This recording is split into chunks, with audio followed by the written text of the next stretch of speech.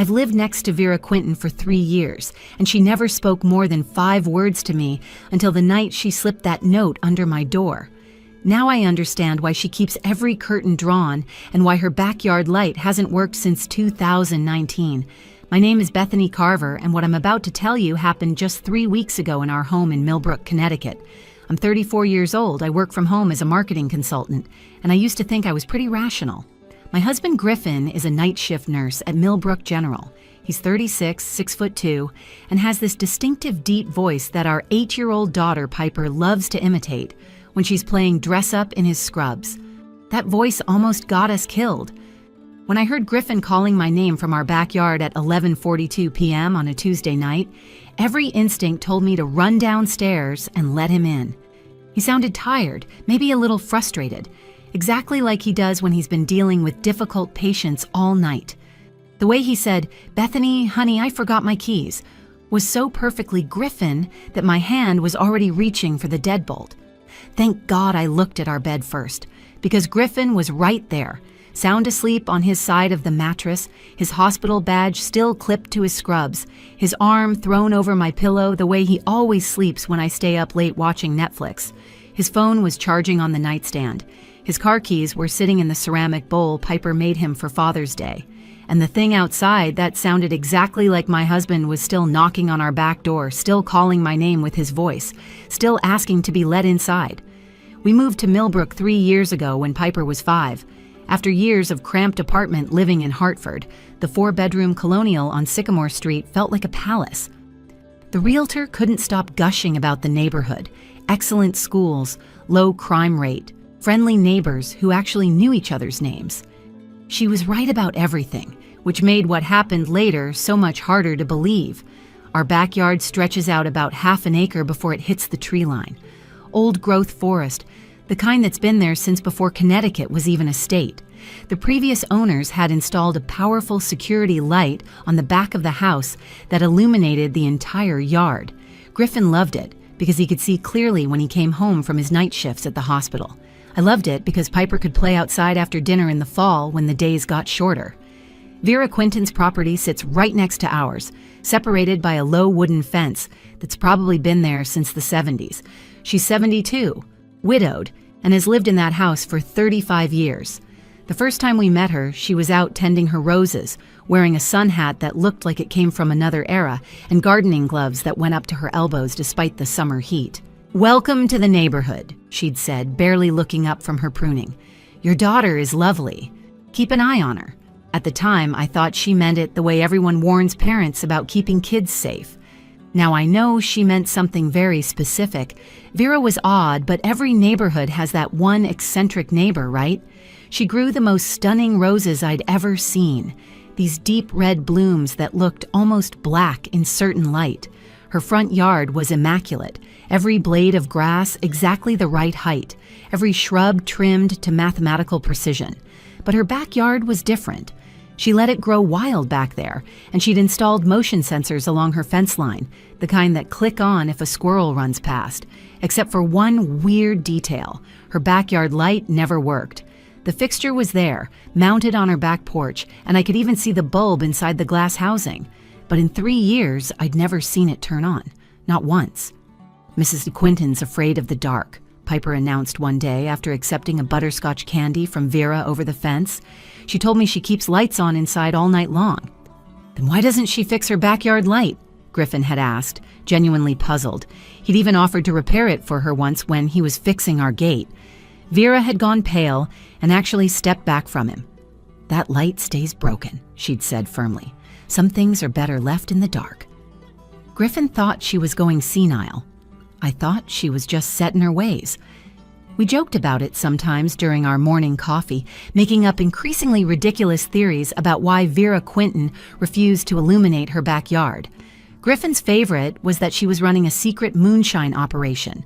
Mine was that she was hiding the world's ugliest garden gnome collection. Our routine was comfortable and predictable.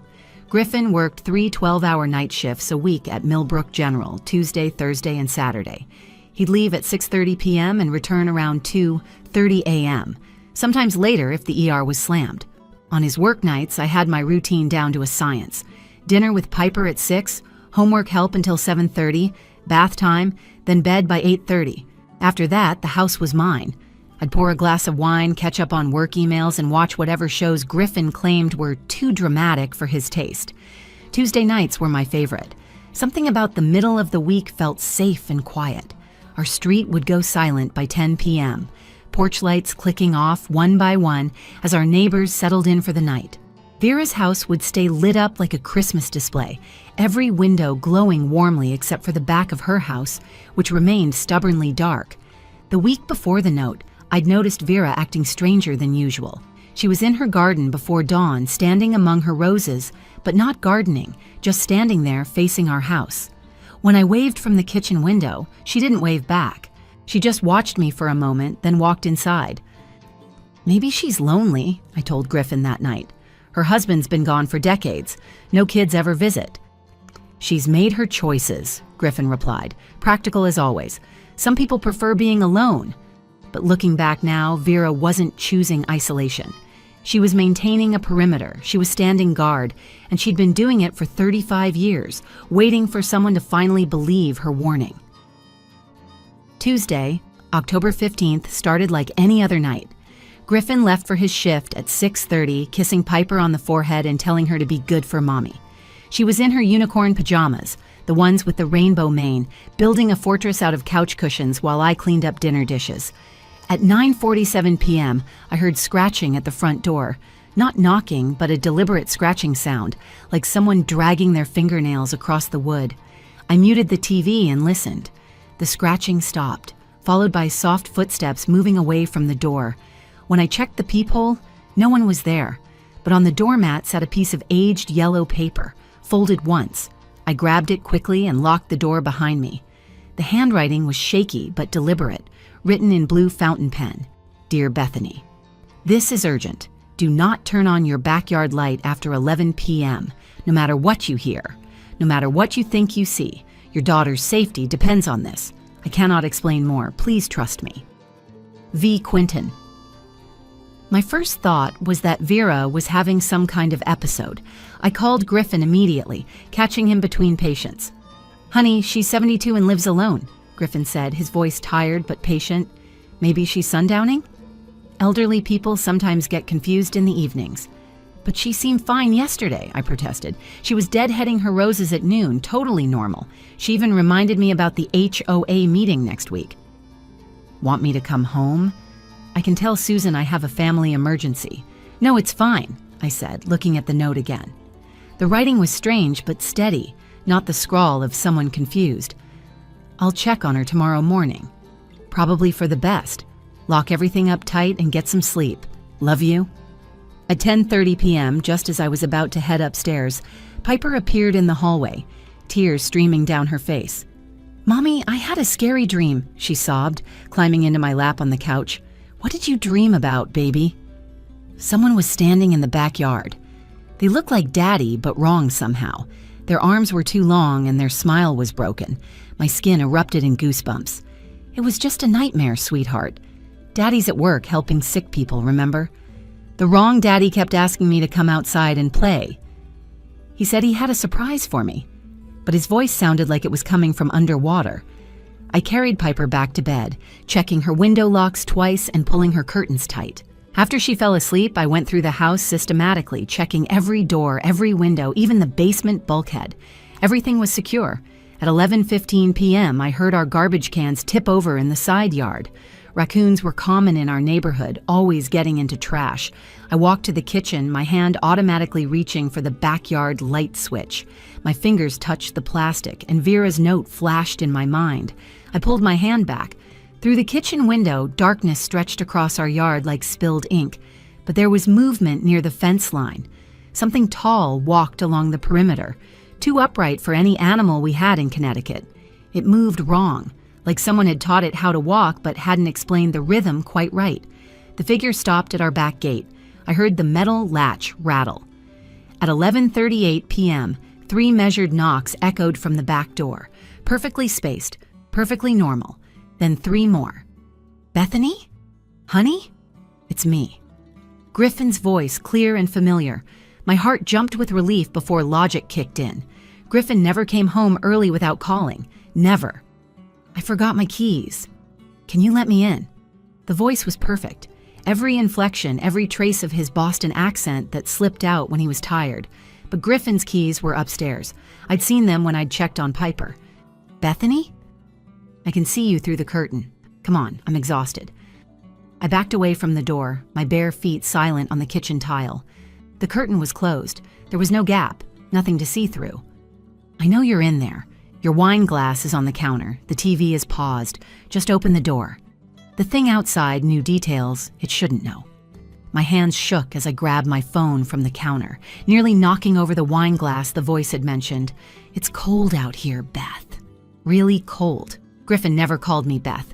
Not once in 12 years of marriage. It was always Bethany or Honey, or, when he was feeling playful, Betty Spaghetti, a ridiculous nickname from our dating days. Whatever was outside my door wasn't my husband. At 11:42 p.m., the voice outside shifted tactics, becoming softer, more desperate. Bethany, please. I got off early. There was a power outage at the hospital. They sent all non-essential staff home. Check the news if you don't believe me. My phone was already in my hand. I pulled up the local news site. Nothing about a power outage. Millbrook General's Facebook page showed a photo posted an hour ago of the staff celebrating a successful surgery. The lights were clearly on. I'm hurt, honey. I think I twisted my ankle in the dark. Please just turn on the lights so you can see it's really me. The pleading in that voice was so genuine, so perfectly Griffin, that my resolve almost cracked. But I forced myself to move silently up the stairs, keeping my phone's flashlight off, navigating by memory and moonlight filtering through the hallway window. Our bedroom door was open.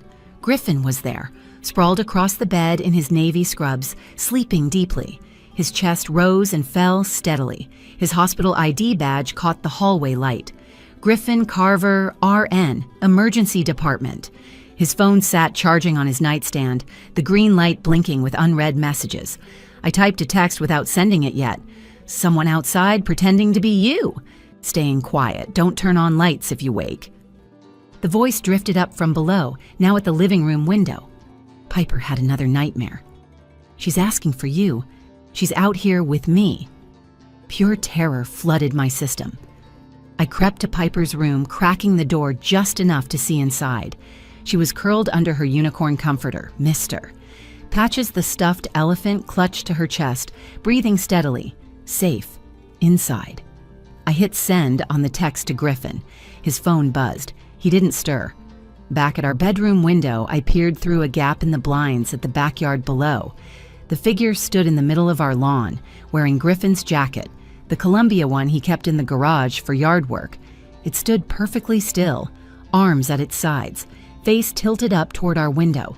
Even in the darkness, something was fundamentally wrong. The proportions were off, like someone had stretched a photograph until it distorted. I dialed 911, whispering to the dispatcher.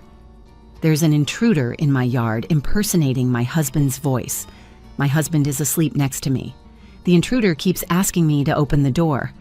We're sending a unit immediately, ma'am. Stay inside. Keep doors locked. Officers will be there in 5 minutes. I know you're awake up there, the voice called out, still using Griffin's tone, but with something else underneath now, like two voices speaking in unison. I can smell your fear through the walls.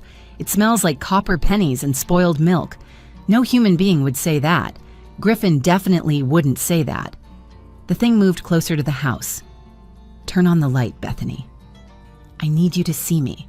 I need you to understand what I'm offering. I could be him forever, you know. Better than him. I'd never work late, never forget anniversaries, never leave whiskers in the sink. My blood chilled. Griffin had left whiskers in the sink that morning. I'd complained about it while he was rushing to get ready. Only someone inside our house would know that detail. How do you know about the sink? I whispered without thinking. Oh, you can hear me. Good. We can have a proper conversation now. Turn on the light. I clamped my hand over my mouth. Vera's warning echoed in my mind. No matter what you hear. The urgency in her handwriting suddenly made terrible sense. I know you're scared. That's natural. But I'm not here to hurt you. I'm here to improve things.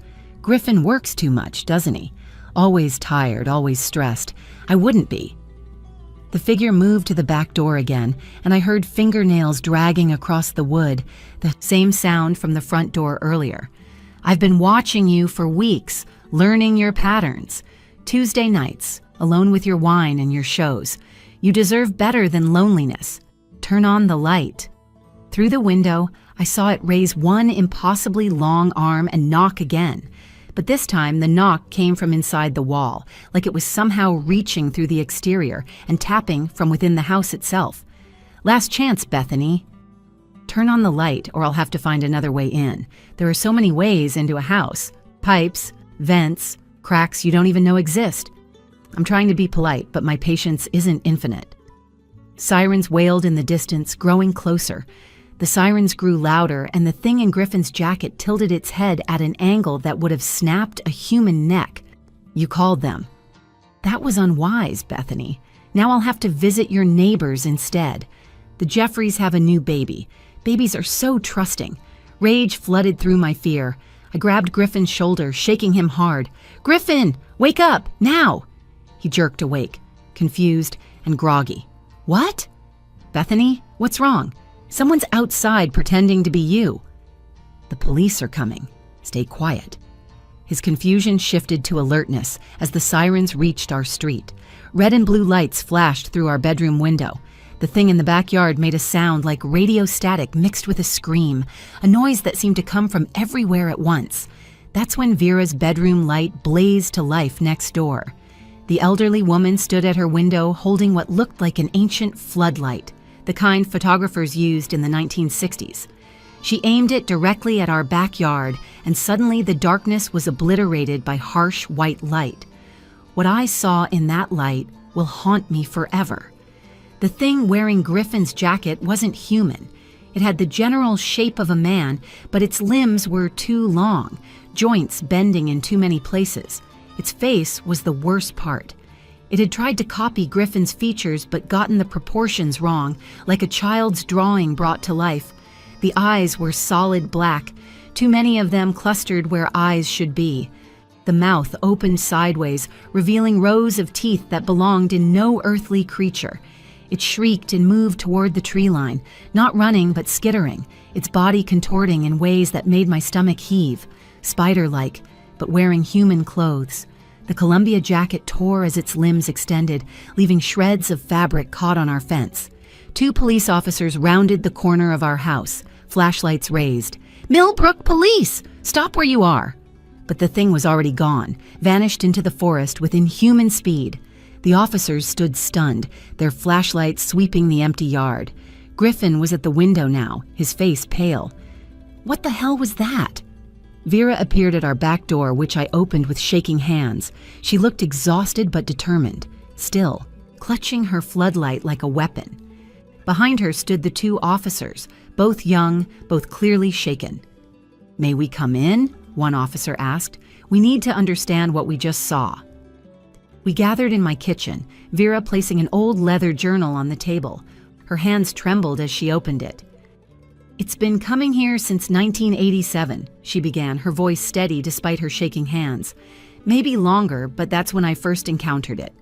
She showed us entries dating back decades, sketches of things almost human but wrong, photographs where shadows had too many limbs, police reports about missing persons who were never missing. It took my Herald in February of 1988, she continued, pointing to a photo of a handsome man with kind eyes. I lived with that thing for 3 weeks before I noticed his eyes had too many pupils. When I confronted it under bright light, it fled, but Harold never came back. I found his body in the woods months later. Griffin gripped my hand so tight it hurt. Why didn't you tell anyone? I tried. The police thought I was having a breakdown. My own sister tried to have me committed, so I learned to stay quiet and stay vigilant. It feeds on trust, you see. The moment you open the door, believing it's someone you love, you've given it permission to enter. And once it's inside, it doesn't need darkness anymore. It can take their place completely. The officer, whose badge read Martinez, was taking notes with unsteady hands. Ma'am, we need to report this. Vera laughed bitterly. Report what? That you saw a monster? They'll bury the report like they buried mine in 88, 91, 96, 2003, 2011, and 2019. She flipped to a page covered in dates and names. Every few years it tries again, always picking houses with someone who works nights, always mimicking voices of loved ones. The Hendersons in 96, their son was a trucker. The Nguyens in 2011, she was a night shift janitor. And now you, with Griffin working at the hospital. But why our house? I asked. It's not about your house. It's about the pattern. It studies routines, learns when people are alone, when they're vulnerable. Tuesday nights, you're alone. It knew that. Officer Martinez's radio crackled.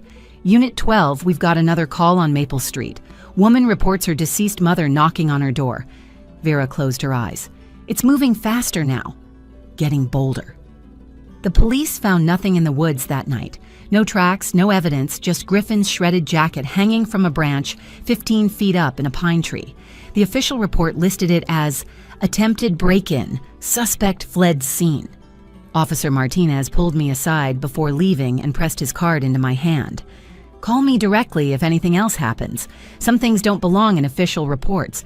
Griffin didn't go back to work that week. He installed floodlights around our entire property, motion sensors on every corner, cameras covering every angle. Our electricity. Bill tripled, but neither of us cared. Sleep became something we did in shifts. One always awake, always watching. Vera gave me her journal 3 days later. She stood at my front door with a suitcase, taxi idling in the driveway. I'm moving to Florida to live with my sister, she said, pressing the worn leather book into my hands. I'm 72 years old. I've stood watch for 35 years. It's someone else's turn now. Wait, you're leaving? Just like that? She gripped my shoulders with surprising strength. You have a daughter to protect. You're strong enough, stronger than I was. I lost Harold because I didn't believe fast enough. You believed. You listened. That makes all the difference. But what if it comes back? Not if. When? It will come back. But now you know its rules. It needs permission, it needs darkness, and it needs trust. Don't give it any of those things. 3 weeks passed. Life returned to something resembling normal. Piper went back to school. Griffin returned to his shifts, though he now called every hour and had security walk him to his car. I tried to focus on work, but found myself reading Vera's journal instead, memorizing every detail, every pattern she'd documented. Then Thursday morning, over breakfast, Piper said something that made my blood freeze. Mommy, why does Mrs. Jenkins next door knock on my window at night? I set down my coffee cup carefully. What do you mean, sweetie? Last night, she was tapping on my window. She said she lost her cat and wanted me to help look for it. Griffin went rigid. Piper, Mrs. Jenkins doesn't have a cat. She's allergic. I know. That's why I didn't open the window. Plus, her smile had too many teeth, like they went all the way back to her ears. We looked at each other across the table, the truth settling over us like a shroud. The thing hadn't left. It had just changed tactics, moved to different houses, learned new faces. That afternoon, I found myself doing what Vera had done. I typed up a warning on cream-colored paper, made 30 copies, and slipped them under doors throughout our neighborhood after dark. Most people probably threw them away, but maybe someone would listen. Maybe someone would believe. To our neighbors on Sycamore Street, please keep your exterior lights on after 11 p.m. If you hear a loved one at your door late at night, verify they're actually outside before opening. Your family's safety may depend on it. 2 families moved away within a month. The Jeffreys installed security lights. Old Mr. Patterson started keeping a baseball bat by his door. Mrs. Jenkins herself came by to ask about the note, and I noticed she now wore a cross that she touched constantly, her eyes darting to shadows. I've become the neighborhood's unofficial night watcher. When I see lights go off after 11 p.m., I send anonymous texts from a burner phone. Please turn your lights back on. Some listen, some don't. The ones who don't sometimes report. Strange encounters in the neighborhood Facebook group, always deleted by morning, always dismissed as pranks or dreams. Last week, I got a postcard from Florida. No return address, but I recognized Vera's handwriting. Still watching? Good. Check page 147. Page 147 of her journal contained a single line I'd somehow missed before. There are more of them every year. I installed another floodlight yesterday. Griffin thinks I'm becoming paranoid, but he doesn't argue.